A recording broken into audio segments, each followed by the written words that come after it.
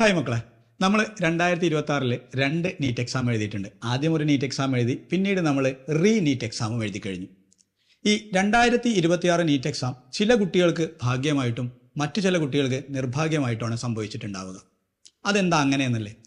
First NEET exam നന്നായിട്ട് എഴുതുകയും 2026 NEET exam വ്യക്തമായി എഴുതാൻ പറ്റാതിരിക്കുകയും ചെയ്താൽ അത് ആ കുട്ടിയുടെ നിർഭാഗ്യമാണ്.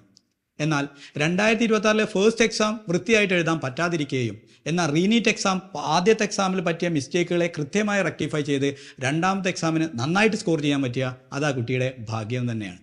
2026 നീറ്റ് എക്സാം വ്യക്തമായി സ്കോർ ചെയ്യാൻ പറ്റാത്തവരുടെ ഒരു മാനസികാവസ്ഥ എനിക്ക് കൃത്യമായിട്ട് മനസ്സിലാവും. നിങ്ങൾ ഒരുപാട് ഹാർഡ് വർക്ക് ചെയ്തിട്ടുണ്ട്, നിങ്ങൾ ഒരുപാട് എഫേർട്ട് എടുത്തിട്ടുണ്ട്, നിങ്ങൾ ഒരുപാട് ഉറക്കമില്ലാത്ത രാത്രികളിലൂടെ നിങ്ങൾ കടന്നു പോയിട്ടുണ്ട്, പല ജീവിതത്തിൽ ഇഷ്ടപ്പെട്ട കാര്യങ്ങളും ചില നിമിഷങ്ങളെയും നിങ്ങൾ സാക്രിഫൈസ് ചെയ്തിട്ടുണ്ട്. ഇതൊക്കെ നിങ്ങൾ ചെയ്തത് നീറ്റ് എക്സാം ക്വാളിഫൈ ചെയ്യുക, ഡോക്ടർ ആവുക എന്നൊരു സ്വപ്നത്തിന് വേണ്ടി മാത്രമാണ്.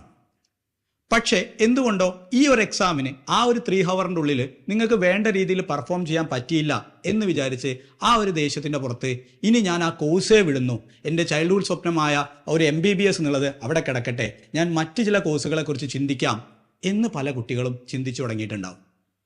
പക്ഷേ മക്കൾ ശ്രദ്ധിക്കേണ്ട ഒരു കാര്യമുണ്ട്. നമ്മൾ അമിതമായി സന്തോഷിക്കുമ്പോഴോ അമിതമായി സങ്കടപ്പെട്ടിരിക്കുമ്പോഴോ തീരുമാനങ്ങൾ എടുക്കരുത്. കാരണം എന്താ? ആ തീരുമാനം ശരിയായിക്കൊള്ളണമെന്നില്ല. നമുക്കിപ്പോൾ വേണ്ടത് വളരെ ശാന്തതയാണ്. നമ്മൾ സമാധാനത്തോടെ ചിന്തിച്ചിട്ട് വേണം തീരുമാനങ്ങൾ എടുക്കാൻ. നമ്മളെടുത്ത എഫേർട്ടിനെ നമ്മൾ മാനിക്കുക തന്നെ വേണം. ഒരു എക്സാമിന് പെർഫോം ചെയ്യാൻ പറ്റിയില്ല എന്ന് വിചാരിച്ച് നമ്മൾ ഒരുപാട് കാലമായി കൊണ്ടു നടക്കുന്ന സ്വപ്നത്തെ വലിച്ചെറിയേണ്ട ഒരാവശ്യകതയുമില്ല. നമ്മൾ ഈ എഫേർട്ട് ഒന്നുകൂടി എടുക്കണം.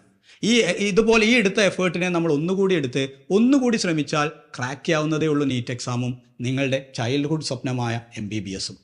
നമുക്ക് ഈ ഒരു വർഷം നമ്മൾ വരുത്തിയ മിസ്റ്റേക്കുകളും അതില്ലെങ്കിൽ നമുക്ക് ചെയ്യാൻ പറ്റാത്തതായ കാര്യങ്ങൾ എന്തൊക്കെയെന്ന് നമ്മൾ മനസ്സിലാക്കിയിട്ട് ഒരു തവണ കൂടി നമ്മൾ ശ്രമിച്ചാൽ എന്തായാലും നമുക്ക് അടുത്ത വർഷം നല്ലൊരു റാങ്ക് നേടാവുന്നതാണ്.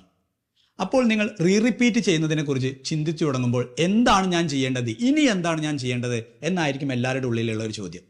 നമുക്ക് ആദ്യമായിട്ട് വേണ്ടത് തിയറി ക്ലാസ്സസിൽ ഉപരി നമ്മൾ കൂടുതൽ കൺസെപ്റ്റ് ഓറിയൻറ്റഡ് ആയുള്ള പ്രോബ്ലംസിലേക്ക് ഇറങ്ങുക എന്നുള്ളതാണ്.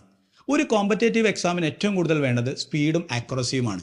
നിങ്ങൾക്കിപ്പോൾ ആക്യുറസി ഉണ്ട്, അഥവാ നിങ്ങൾക്ക് തിയറി അറിയാം. നിങ്ങളിനി സ്പീഡപ്പ് ചെയ്യുക എന്നുള്ളതാണ് ചെയ്യേണ്ടത്. അഥവാ കൂടുതൽ ക്വസ്റ്റ്യൻസ് പ്രാക്ടീസ് ചെയ്ത് തിയറിയിലെ കൂടുതൽ ഉള്ളിലേക്ക് ഇറങ്ങി കൂടുതൽ പഠിച്ചിട്ട് വളരെ പെട്ടെന്ന് സ്കോർ ചെയ്യുന്ന രീതിയിലേക്ക് എത്തുക എന്നുള്ളതാണ് റീനീറ്റ് ചെയ്യുന്ന ഒരു കുട്ടി ചെയ്യേണ്ടത്. അതിന് പ്രധാനമായിട്ടും വേണ്ടത് റിവൈസ്ഡ് ആയിട്ടുള്ള സ്റ്റഡി മെറ്റീരിയൽസും നല്ല എക്സ്പീരിയൻസ്ഡ് ആയിട്ടുള്ള ടീച്ചേഴ്സും അതുപോലെ തന്നെ ക്ലിയർ ആയിട്ടുള്ള അക്കാഡമിക് പ്ലാൻ ഉള്ള ഒരു സ്ഥലത്ത് ജോയിൻ ചെയ്യുക എന്നുള്ളതാണ്. എന്തുകൊണ്ടും നിങ്ങളുടെ മുന്നിൽ വളരെ വ്യക്തമായ ഒരു ഓപ്ഷൻ ഉണ്ട്, സൈലത്തിൽ ഇനി റിപ്പീറ്റർ ബാച്ച് സ്റ്റാർട്ട് ചെയ്യാൻ പോവാണ്.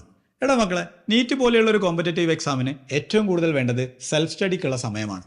നിങ്ങൾ സെൽഫ് സ്റ്റഡിക്ക് എത്രത്തോളം സമയം കണ്ടെത്തുന്നോ അത്രത്തോളം നിങ്ങളുടെ റാങ്കിൻ്റെ തിളക്കം കൂടുക തന്നെ ചെയ്യും. അപ്പോൾ ഇനി ആർക്കും കൺഫ്യൂഷൻ വേണ്ട, നിങ്ങളുടെ സ്വപ്നമായ 2027 നീറ്റ് നമ്മൾ ക്രാക്ക് ചെയ്യുക തന്നെ ചെയ്യും. അപ്പോൾ ആരും വൈകിപ്പിക്കേണ്ട, കൃത്യമായി പഠിച്ചു തുടങ്ങിക്കോളൂ. Wish you all the best guys. Thank U.